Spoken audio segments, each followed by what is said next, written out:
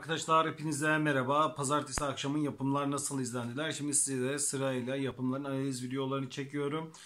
İlk başta söz dizisini çekiyorum arkadaşlar. Şu an dizi devam ediyor. Dizi bittikten sonra bir analiz videosu daha çekeceğim. Onu da seyredebilirsiniz.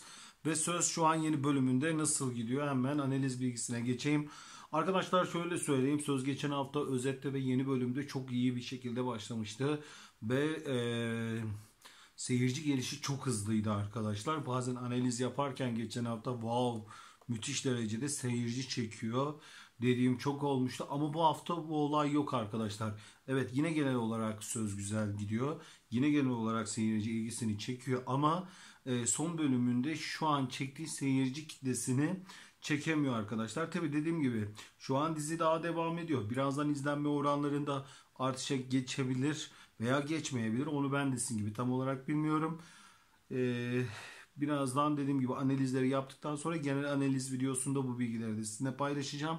Şu an söz için söyleyeceklerim bunlar arkadaşlar. Söz seyircisi bu şekilde sevdikleri dizi hakkında videolu analizleri görmek istiyorlarsa sayfama abone olabilirler. Takip edebilirler arkadaşlar. Genel analiz videosunda görüşmek üzere.